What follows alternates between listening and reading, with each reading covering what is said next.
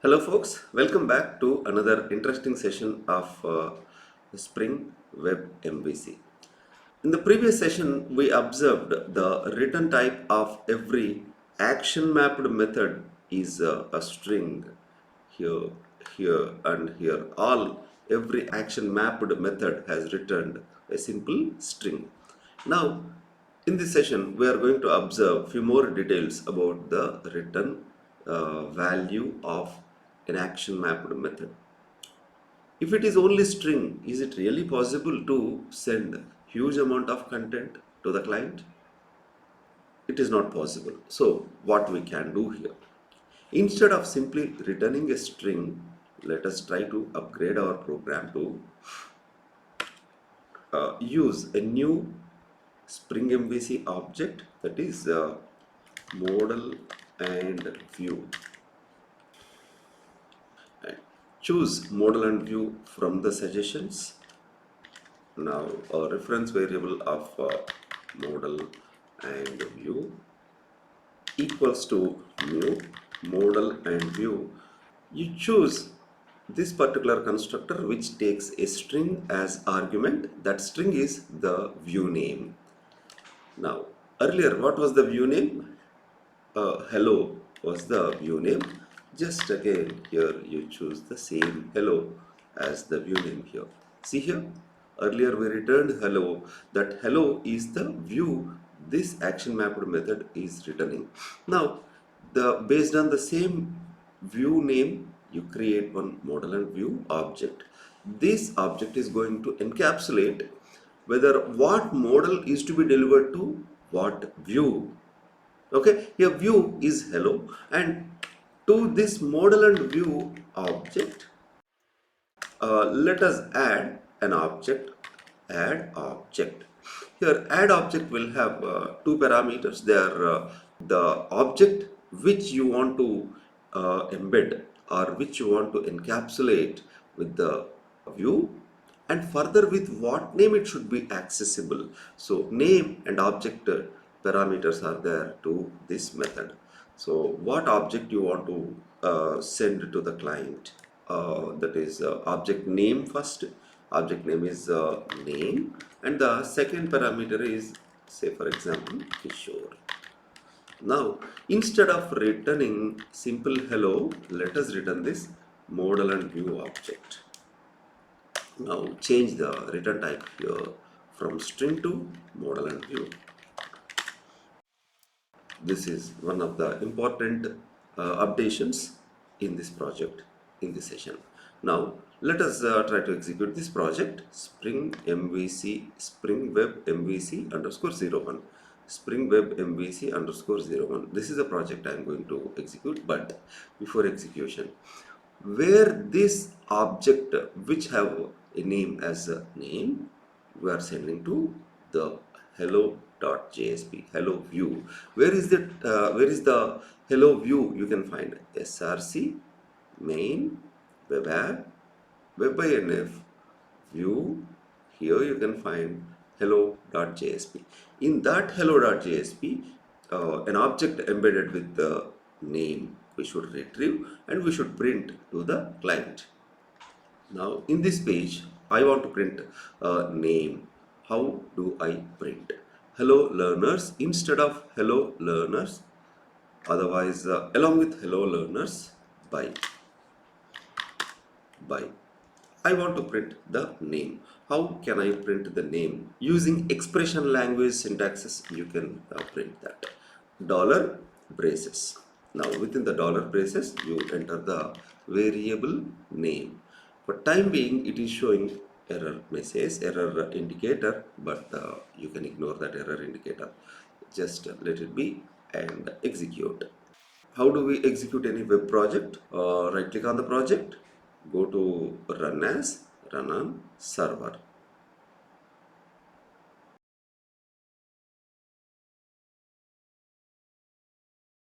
Yeah, what is the controller we updated? Wishing controller.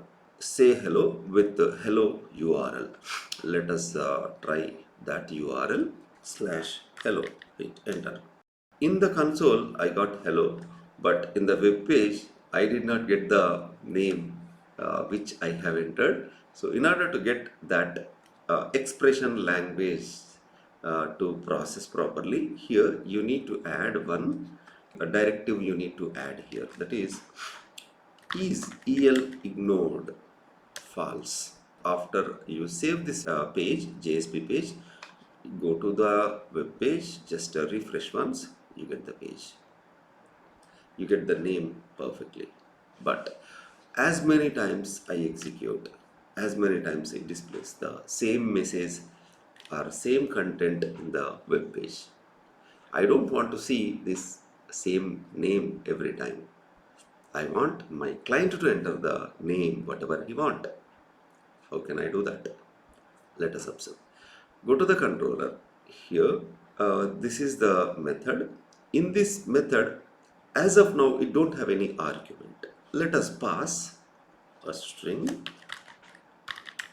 name as argument. Otherwise, NA as argument. Okay. Now, instead of hard-coded Kishore, I will print NA. I want to add NA as a model to this model and view object, not hard-coded Kishore earlier. Yeah, this is okay, but from where this variable NA gets value? Yes, that is in the URL, the client will enter a path variable. Whatever the user entered path variable, that will automatically get assigned to this NA. That NA is added into the model and view object, then that model object will be delivered to the given view. This is the way you can upgrade this. Now, how it is going to work? Yeah, simply hello will not work. Hello slash Harsh. How we can assign value to this NA? Just let us add one path variable here, and you indicate the Spring framework that from where you have to take value to this NA. NA is to be assigned from path variable. That is all. Once after you did these modifications, go back to your browser and enter some name after this hello and hit enter key, and now you can see the updated string here. Okay, here whatever name you may give, that will be obtained. Now let us observe what happened here in the controller. The controller is taking hello slash something.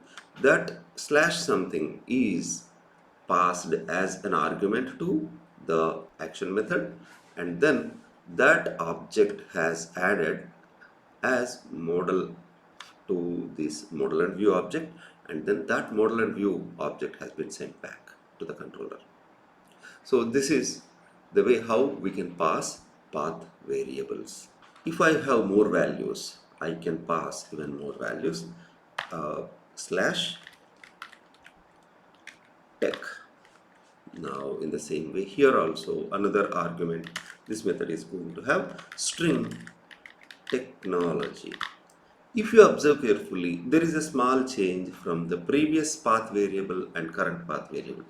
What is the difference? In the previous path variable, the path variable name is matching with the argument name, but now path variable name is different from the argument. In this context, what you have to do, at the rate path variable, in the brackets you need to mention which path variable should be assigned to this method argument.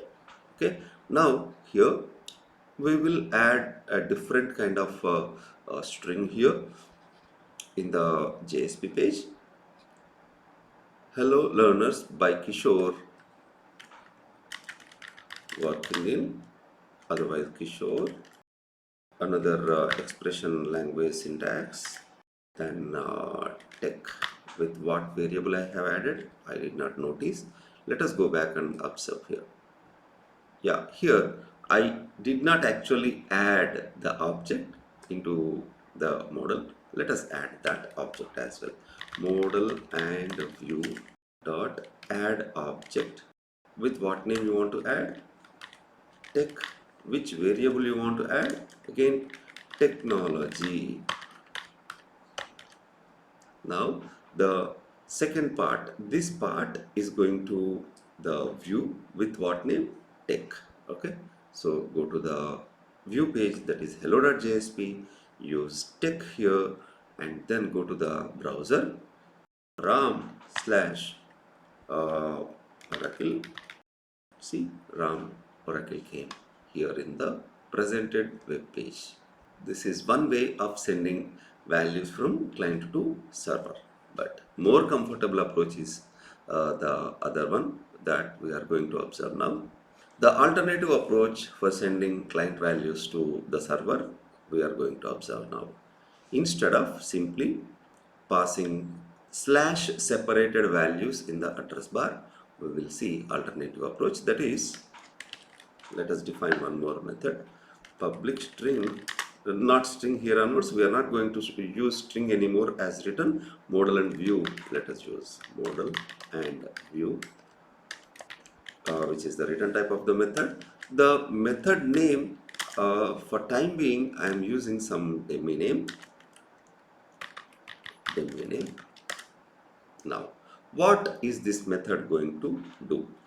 It is going to retrieve all the values given in the client. Let us see first a simple example with int id, string name, string email.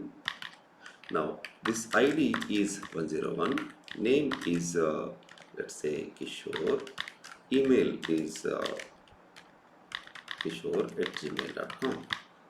With these member data, I want to create a model object. Earlier we added string as model, but now I'm going to use a separate different object as model. Okay, so for that, let us define a class here. The class should be in com.tutorial.model package, and the class name is student. Now the student is going to have a couple of member variables. They are id, string name, and another string email address. Now for these three variables, these all member data, with all these member data I am going to have all constructors. First no arg constructor, and then constructor using fields with all fields, and generate setters and getters, select all, and then generate. Now generate toString again with all member variables. Finished. We don't have any work with this student. Let us close. Now let us create one student class object. Student equals to new student of, choose the parameter constructor here with id, name, and email. I want to add this model into a view, right? Model and view equals to new model and view of the view name. View name should be show student.jsp. Okay, what is the view name here? Show student.jsp. We need to create one JSP file with exact this name, student.jsp, here in our view. Right click on view, go to new, and here choose other, where you enter JSP and select JSP file. What is the JSP file name? Show student or anything else? Yes, exactly same name, same case. Whatever case you used in the model and view, the exact case you have to use again here in the file name. Then click on finish button. You get a simple JSP page where first you add is el ignored false, and then continue the remaining portion of the page.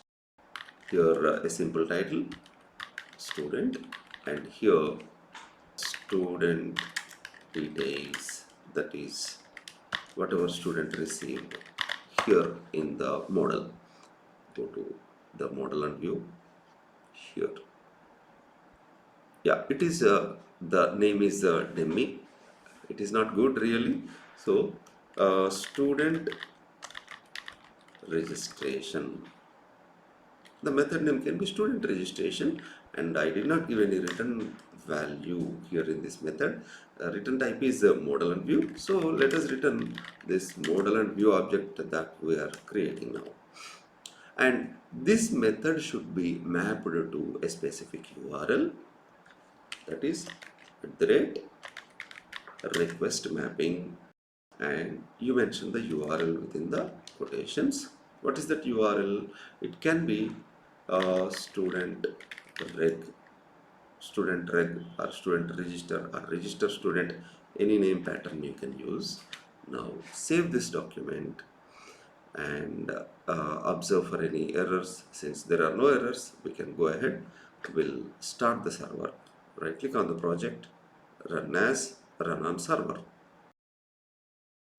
Okay, so what is the URL we are going to visit now?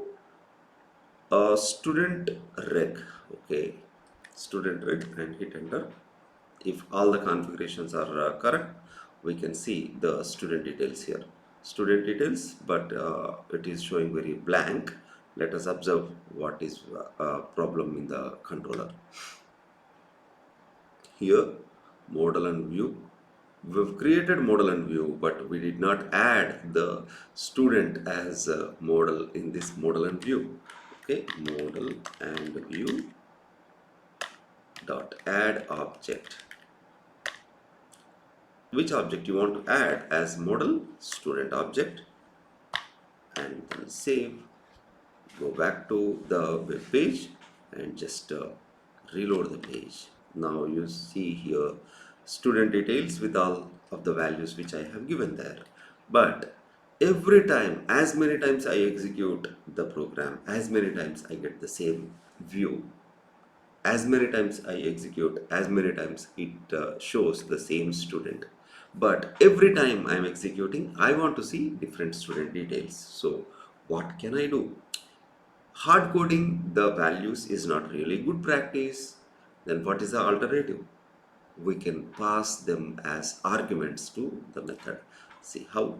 Here you pass int id, string name, string email, and then remove all these local variables. Now, how am I passing the ID, name and email which are to be used by student class constructor? I am passing through the method arguments. But how we are going to pass those values? Okay, those all values are request parameters. How I am going to pass them as request parameters. Now, these all arguments we are going to annotate with @request param. Okay, ID is a request param, name is another request param, @request param. Similarly, email is another request param.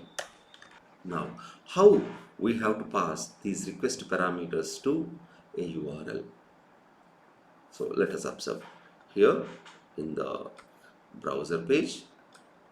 Next, after completion of all of the URL, you give the query string. The query string is separated from the URL with a question mark. After question mark, you give ID equals to 111, and the next parameter comes with an ampersand as delimiter.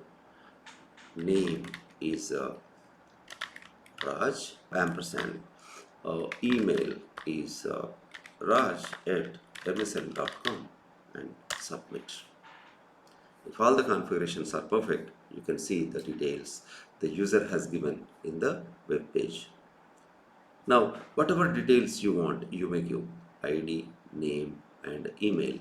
This total string is called query string. This string is called query string, and that query string is added to the URL with a question mark symbol. This is looking good, but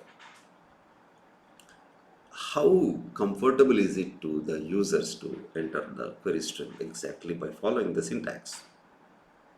If you did a small mistake there, you don't get the values. Now, in the continuation, let us try to understand how we can automate or how we can simplify the sending these request parameters from client to server. Thank you for watching.